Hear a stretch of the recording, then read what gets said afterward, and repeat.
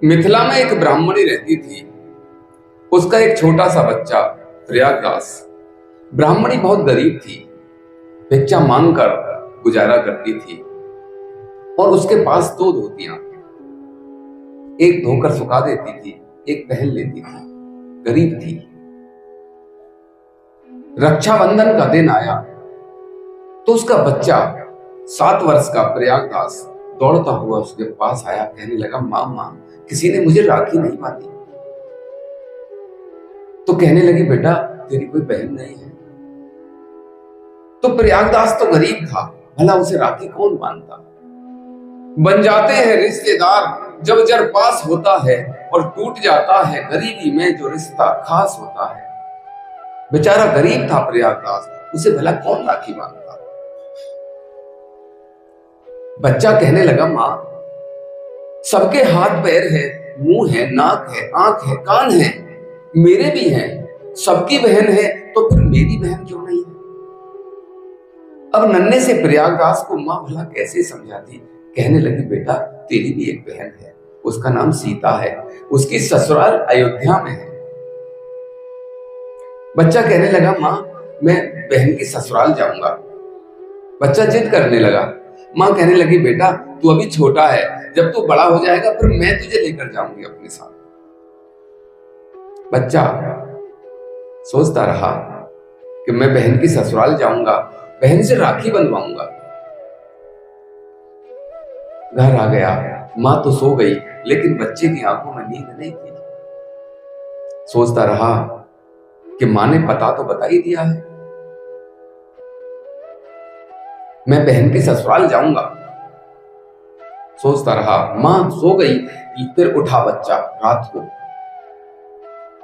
सोचने लगा कि जब बहन राखी बांधेगी तो उसे भेंट में देने के लिए भी कुछ चाहिए। तो उसने वही धोती जो मां ने अगले दिन पहनने के लिए रख रखी थी, उसी को उठाकर बगल में दबा ली और घर से निकल गई।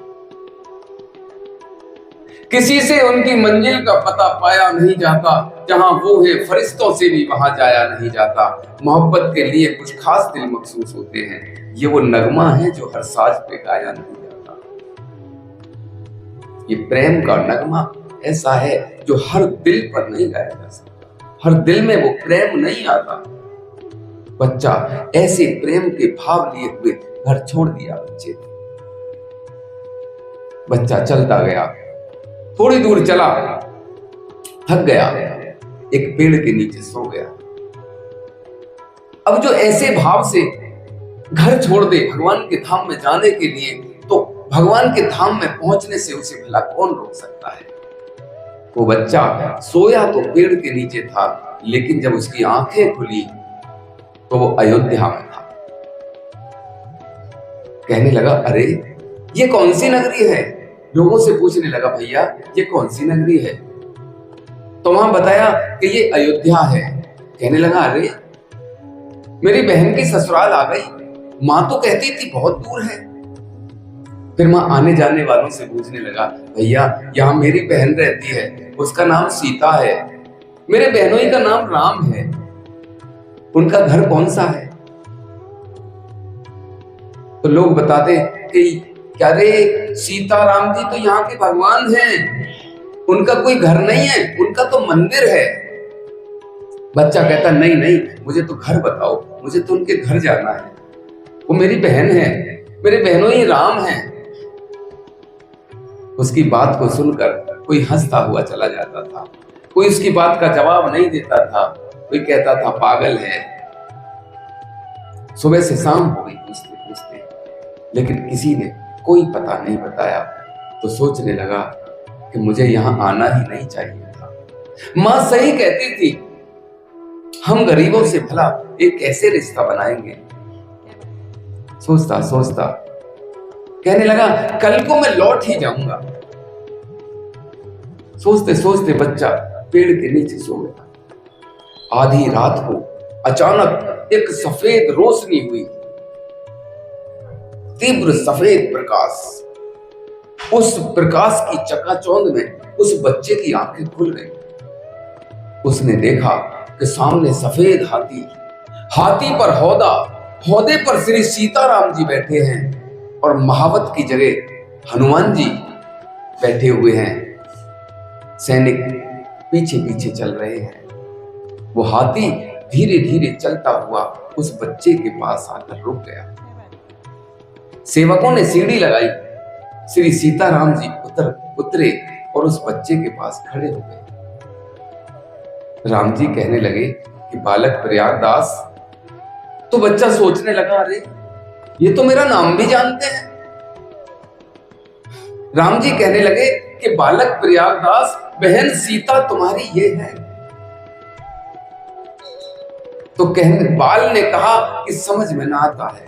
बच्चा कहने लगा कि मैं नहीं मानता ये मेरी बहन है। राम जी कहने लगे, क्यों?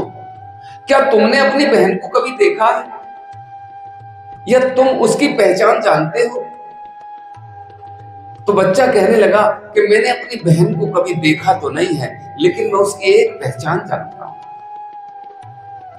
श्री राम ने कहा कि बहन सीता तुम्हारी ये है। तो बाल ने कहा कि समझ में ना आता है, फूट फूट कर रोती है बहन जब उसे भाई मिल जाता है। बच्चा कहने लगा कि अगर ये मेरी बहन होती तो ऐसे खड़ी न रहती, अब तक तो रोने लगती। इतनी सुनते ही किशोरी जी की आंखों से आंसू बहने लगे। कहने लगे कि भूल गई मैया पर भैया हमें भूले नहीं। भैरव सिया के उर भाव भर आता है। रोने लगी सीता, आंसुओं से मुख धोने लगी। भाई और बहना का भगवान धन्य नाता है। किशोरी जी ने रोते रोते उस प्रयागदास को अपने हृदय से लगा लिया। प्रयागदास भी रोता रहा। किशोरी जी ने उसके हाथ में राखी बांधी। तो रोते रोते ही प्रयागदास ने वही धोती जो वो मां की लेकर आया था, हाथ आगे बढ़ा दिया धोती देने के लिए।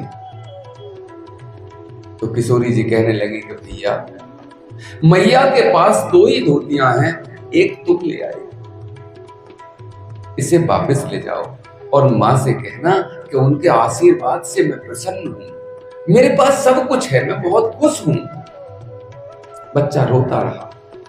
धीरे धीरे धीरे धीरे वो दृश्य अदृश्य हो गया।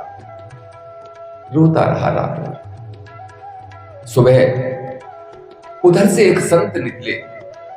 उन्होंने जब उस बच्चे के चेहरे पर सात्विक भाव देखे तो वो समझ गए कि इस बच्चे पर किशोरी जी ने कृपा की है। उस बच्चे को वो अपने साथ अपने आश्रम में ले आए। दोपहर को 2 देवियां आईं सोने के बर्तनों में भोजन लेकर।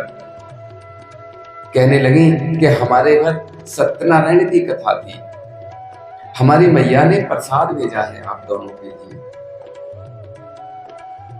एक विचित्र स्वाद उस भोजन का। भोजन करने के बाद उन बर्तनों को लेने के लिए कोई नहीं आया।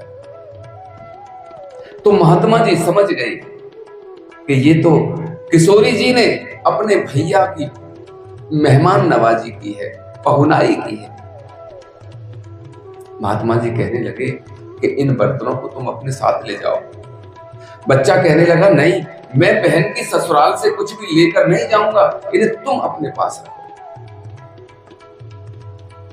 तो दोनों ने सलाह करके वह बर्तन वहीं वशिष्ठ कुंड में डाल दिए और बच्चा वहां से जनकपुर के लिए चल दिया, मिथिला के लिए, अपने गांव के लिए वापस चल दिया। तो वो थोड़ी दूर चला, पेड़ के नीचे सो गया। सोया तो वहां था, लेकिन जब आंख खुली तो जनकपुर में था। सामने से मां आ रही थी। मां का रोते रोते बुरा हाल था। देखते ही मां ने उस बच्चे को अपने हृदय से लगा लिया। रोते रोते कहने लगी, बेटा तू कहां चला गया था? मैं कितना परेशान हो रही थी, तू कहां गया था? तो बच्चा कहने लगा कि मां मैं बहन की ससुराल गया था, बहन ने राखी बांधी, बहुत प्यार किया, लेकिन एक बात मेरी समझ में नहीं आई। मां कहने लगी, क्या बेटा? तो बच्चा कहने लगा कि मां पायन में पन्हान हती, उत भूषण की तन पे छवि छाजी। मेरे पैरों में तो चप्पल भी नहीं थी, लेकिन बहन आभूषणों से लदी हुई आई। पायन में पन्हान हती, उत भूषण की तन पे छवि छाजी। और जाए विनीत लिखी अवनी, तही की भगनी गजराज विराजी। मैं जमीन पे खड़ा था और बहन हाथी पर बैठ कर रही थी। फिर कहने लगा कि मान की बात नहीं मन में, चित में एक चोट लगी मोए माझी। बातें करी बहना दोई चारी, पर बोले नहीं बहनोई मिजाजी। बहन ने तो दो चार बातें भी की थी, लेकिन बहनोई मिजाज में कुछ बोले नहीं। मां कहने लगी, बेटा वो मर्यादा में रहते हैं, कम बोलते हैं, मर्यादा पुरुषोत्तम है ना। और अपना मुख ऊपर उठाकर आसपास की ओर देखते हुए कहने लगी कि किशोरी जी धन्य है आप, आपने मेरी वाणी की लाज रख ली। तो देखिए वो बच्चा बहुत बड़ा संत हुए, संत प्रयागदास, और धीरे धीरे उनका नाम बदलकर मामा प्रयागदास हो गया। अवधपुरी में ही रहने लगे। रात दिन सीताराम सीताराम सीताराम का जाप करते थे। जब तक हमारा भगवान से कोई संबंध ना बन जाए तब तक बात नहीं बनती। इसलिए सबसे पहले हमें भगवान से अपना कोई नाता बनाना चाहिए, कोई संबंध जोड़ना चाहिए। बोले वृंदावन बिहारी लाल की जय।